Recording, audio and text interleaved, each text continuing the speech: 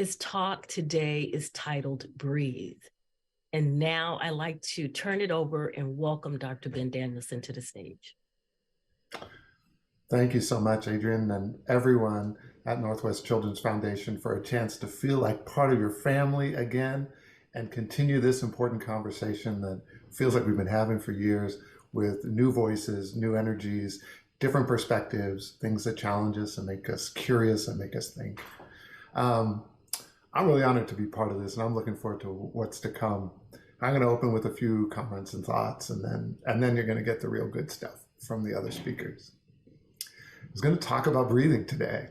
I'm contemplating the discourse to come, and I'm marinating on it, and I'm drawn to something about the dialogue, fascinated by the superimposable nature of the language of struggle, the language of healing, the language of pivoting, the language of understanding with the language of respiration, with the act of breathing. We, all of us, need some measure of healing right now. The idea of healing ourselves, the act of healing, is inextricably intermingled with breathing. Breathing is a part of healing, and healing mirrors breathing. I'm thinking about the cyclic nature of breathing, the dyadic, the mutually essential flow of both bringing in air and expelling it out. The nourishing expansion in our chests as we inhale, the relaxing and lowering of the shoulders that comes with breathing out, the cyclic in and out. Just talking about breathing is in some weird way an intentional act of healing. Just thinking about it. Of course, the cycles go on in breathing without requiring conscious thought. Absent some health condition or something, the rise and fall does its thing, sparked from the depths of our brains and our cranial nerves, without much in the way of active conscious control. We can flow in and out of conscious control. We can go on automatic and we can override. We can relinquish and then reassert our will when it comes to breathing. Think about breathing and how we can sometimes experience it. It can be the dominant feature of like your worst feelings, like panic attacks, spiraling toward the oxymoronic patterns of taking in maximal amounts of air, yet feeling you can't catch your breath, feeling betrayed by your respirations. Think about breathing.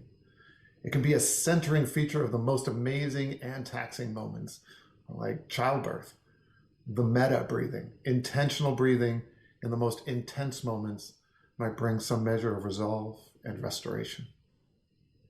Think about breathing, the uncontrollable nature of a yawn, usurping our breathing just by seeing someone else yawn. Think about the semi-controllable sigh, summing up somehow an unarticulated compilation and expression of feelings. Think about breathing, its infusion into our vernacular and common language. Catch your breath, save your breath, breathe it in, let it all out, express yourself. You take my breath away. The things we're going through today are described by words that feel like respiratory words. Exhaust can mean expelled material from an engine, like expelling air from our lungs.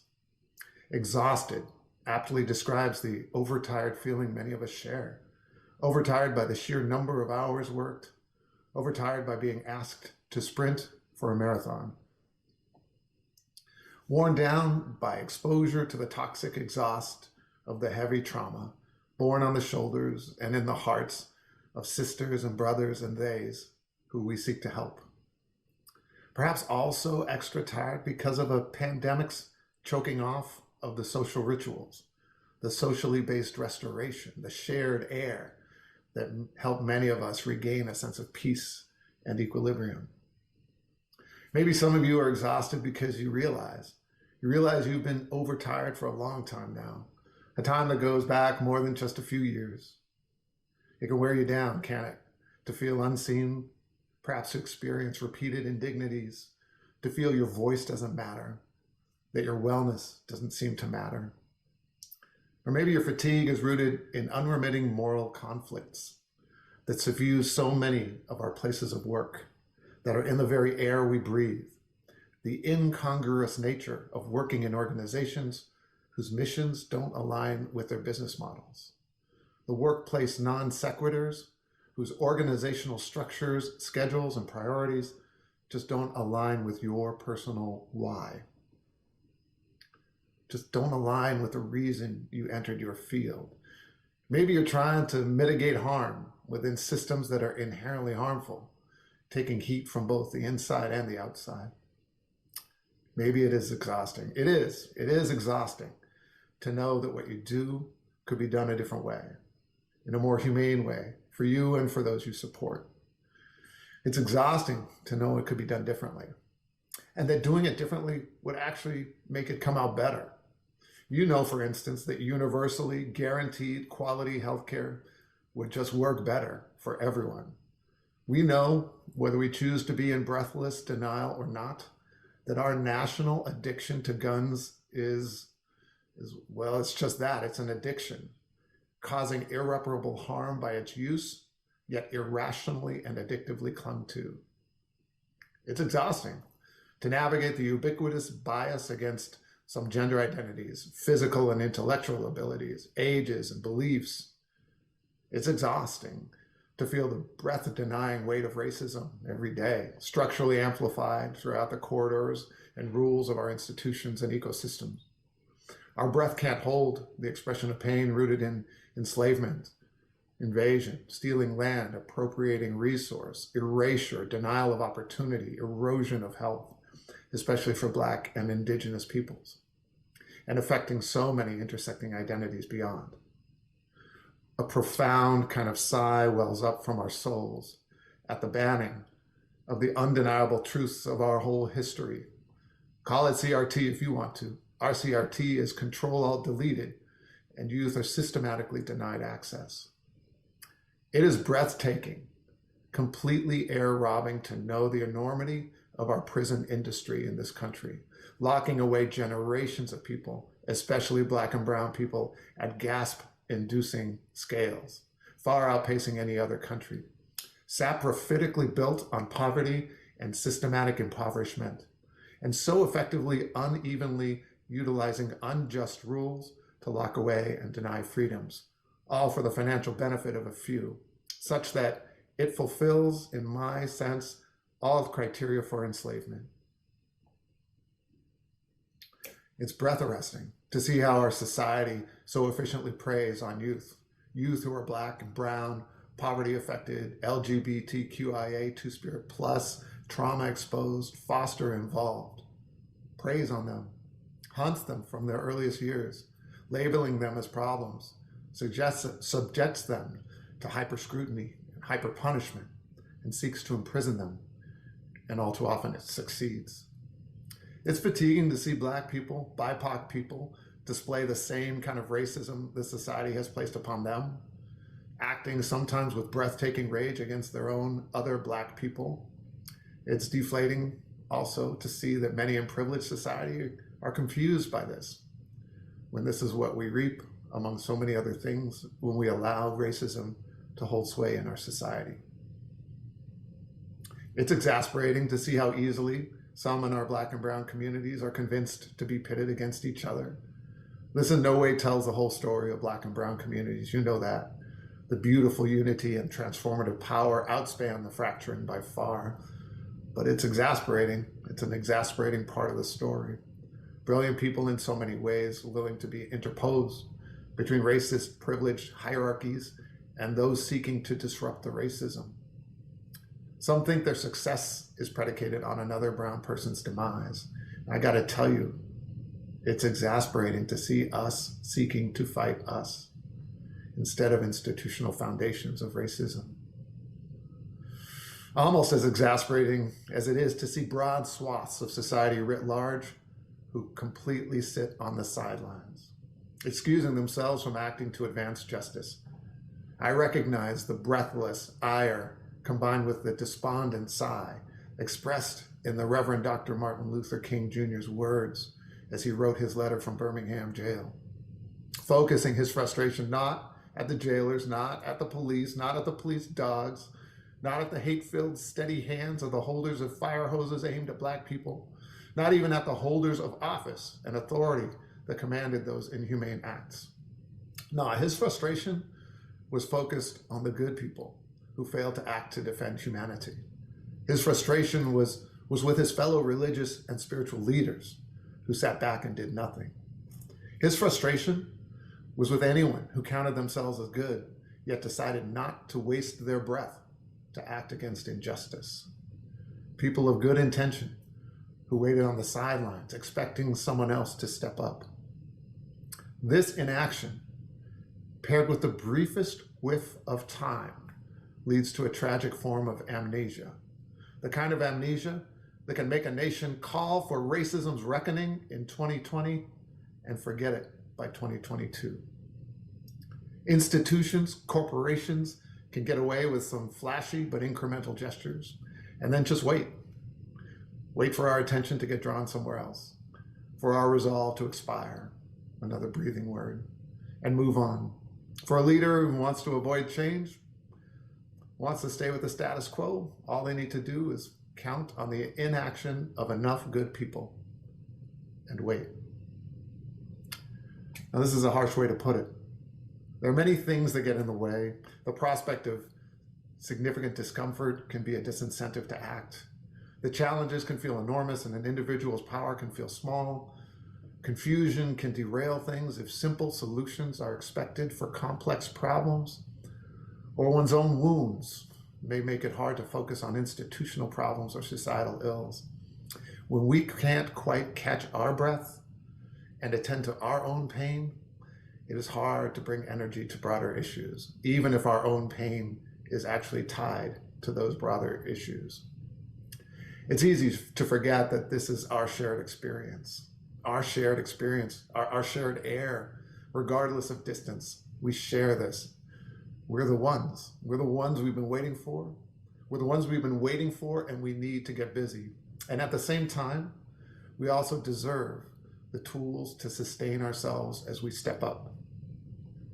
This is one of the key themes of today's convening, taking a deep breath and beckoning transformation, inwardly and outwardly, like the rhythm of respiration. Inherently, today is about how to reflect, recognize what we're learning, and flow. What we're learning, how we reflect, and noticing our learning. I'm sure I don't do this enough, so I'm grateful for the gems from our speakers today, because I don't do it enough. But I do try. I try to take time to pause and reflect, pause, take a breath, and reflect. I keep trying to learn. There are things I've been learning that haven't quite penetrated my preconceptions yet. Maybe that's true for you too. Some lessons take a minute to penetrate. There are things I've been learning that require some intentional unlearning in order to make room. Just like lungs. You gotta exhale and move unhelpful air out in order to make room for inhaling better air. So I'm pausing, taking a breath, allowing lessons to be breathed in, learnings that build on each other breath by breath, sometimes making room by unlearning. Like unlearning the way I used to talk about inequities. Language I use, like health inequities based on race, when the truth is the inequities are based on racism. As Ta-Nehisi Coates says, racism is the parent of race, not the child. When you fully embrace that race holds minimal discernible biologic difference and so has minimally discernible impacts on inequities, then you see that the solutions to those inequities lie in anti-racism. Race is a helpful proxy for those impacted, but the issue is racism. Another lesson, one that many of you have also known for a while now, is that our institutions and systems aren't broken, they're working fine. They're working just as designed, so trying to fix a few flaws is futile. Another lesson is unlearning that we don't have good solutions.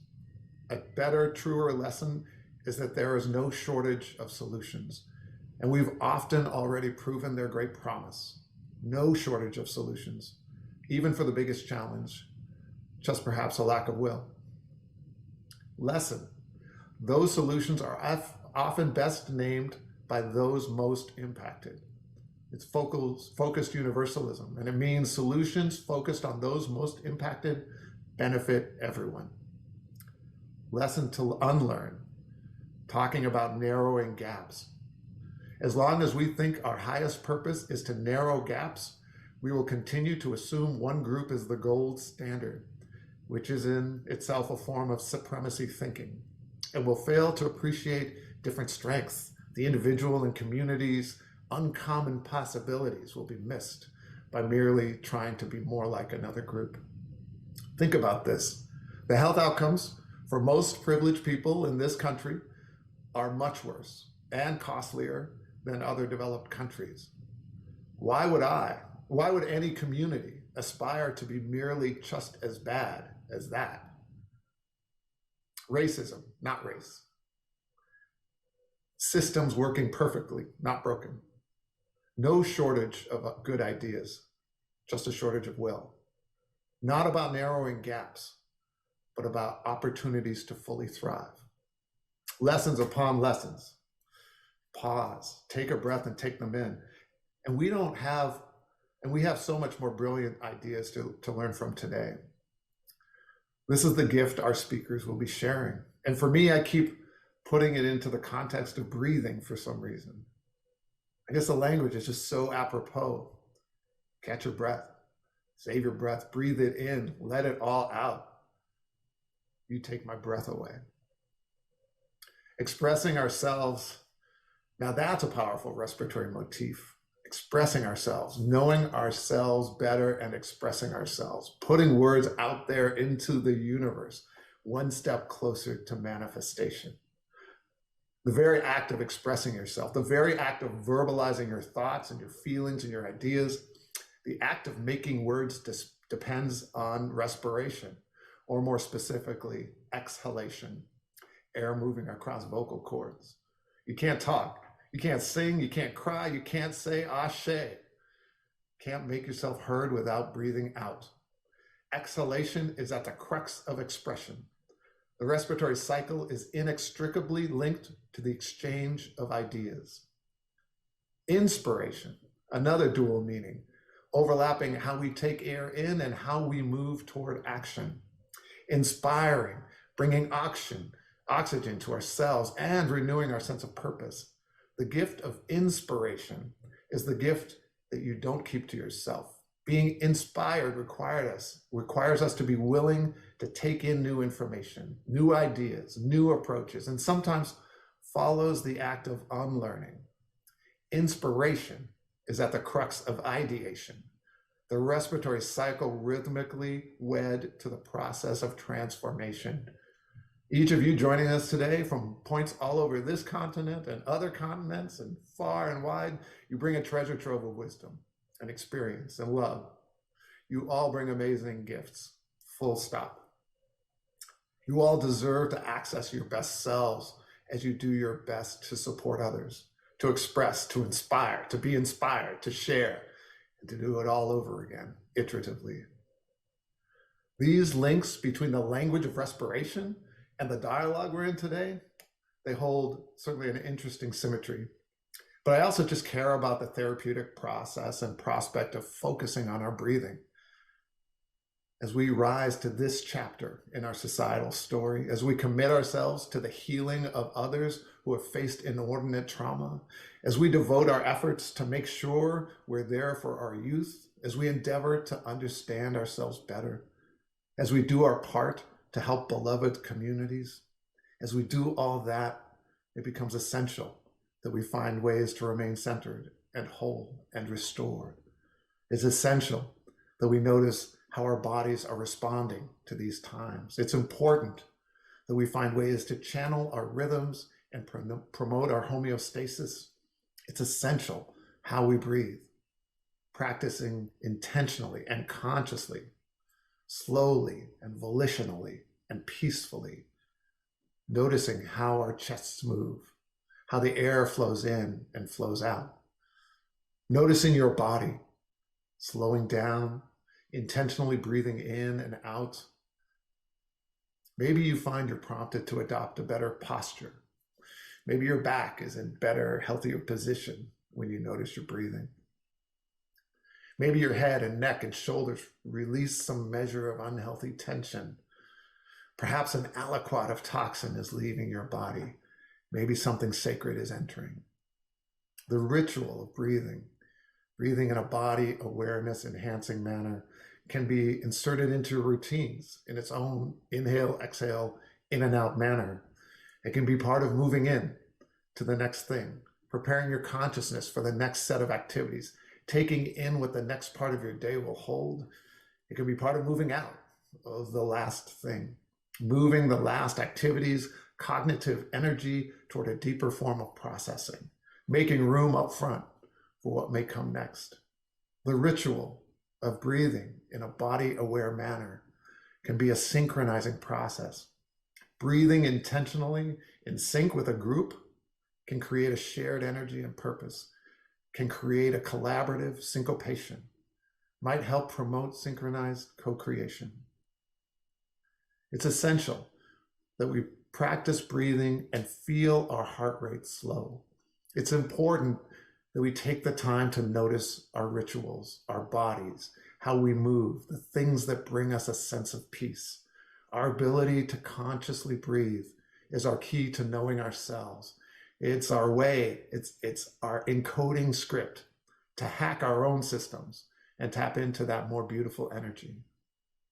Today's convening is meant to be a chance to step back slightly from the things that occupy our day-to-day brains, but it's not meant to be time off.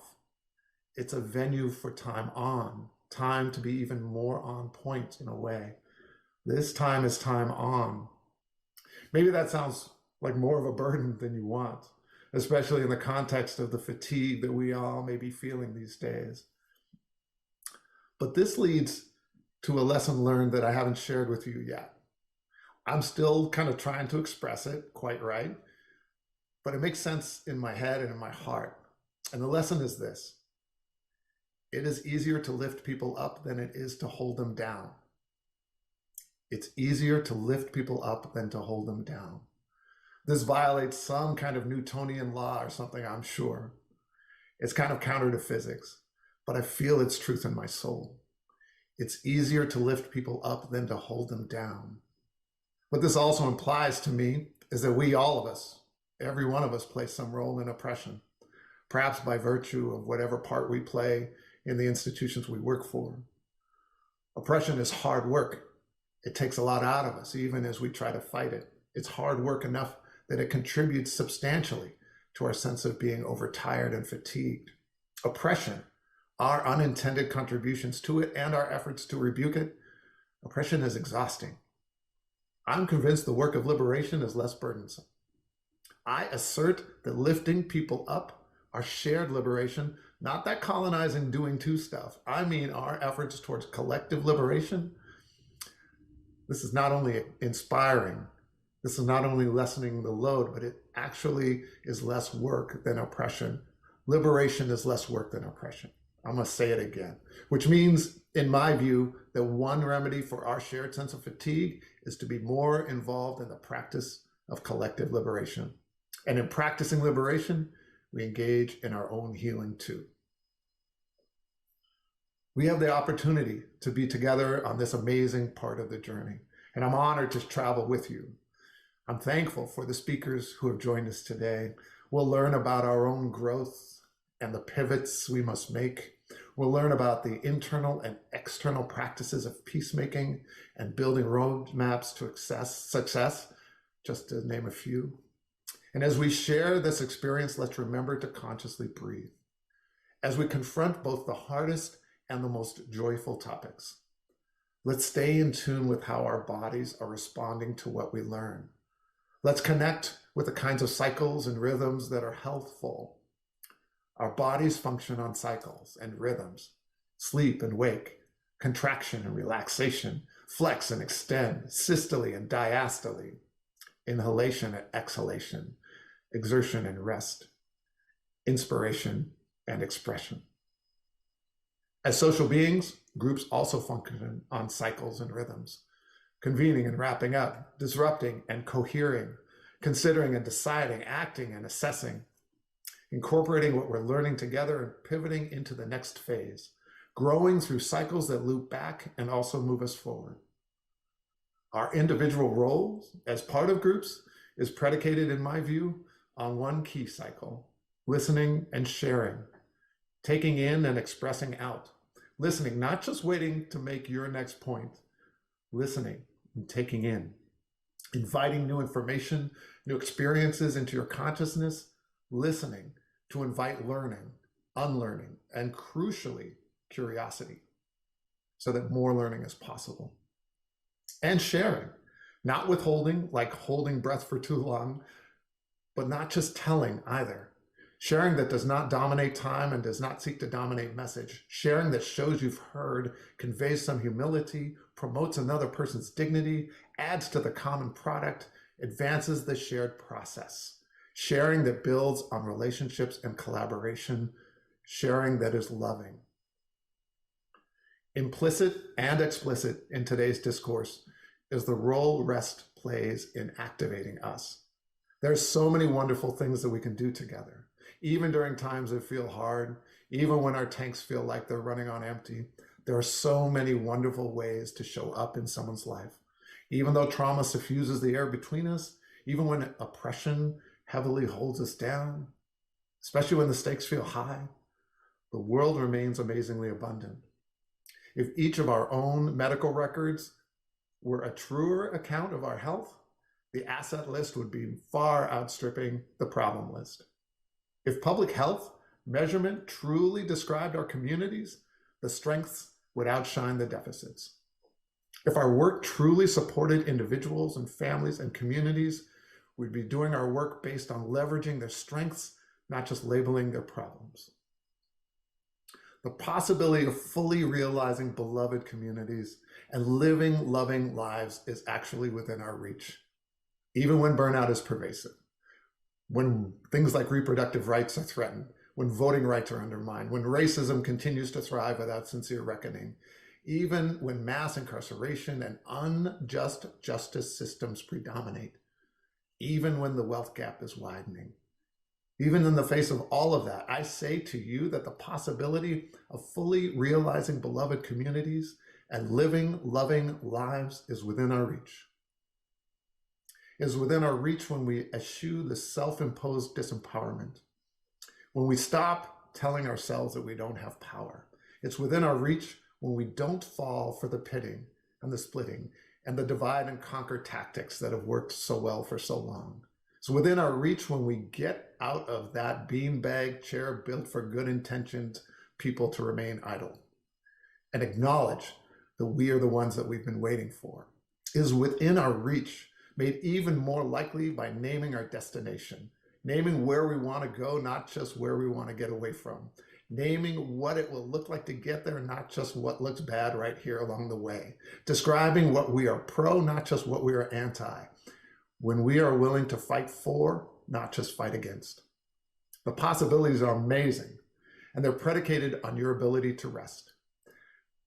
I think ability is not the word I'm looking for here. I think it's more about permission, your permission to rest, that you're worthy, that your rest is not at the expense of someone else's rest, that the things that cause your exhaustion and the things that cause someone else's exhaustion should not be stacked up against each other in some weird kind of exhaustion Olympics.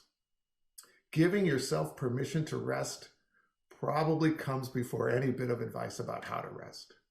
Giving yourself permission comes as part of receiving the wisdom some brilliant people are going to share with you today.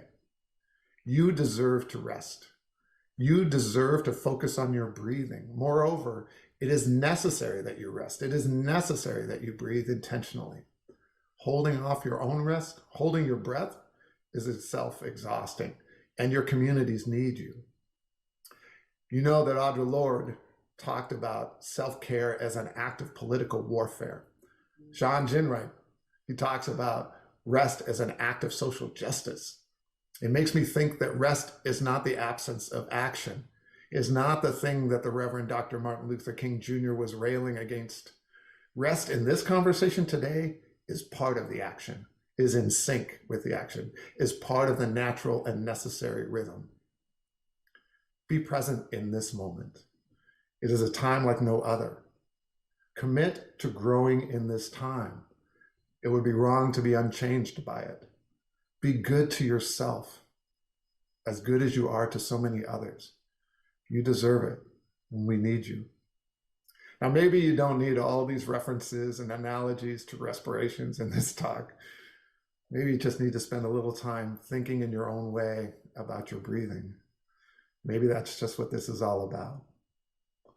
So my wish for you, my gift to you, my hope for you, the thing I will join you in is breathing. Just breathe. Thank you.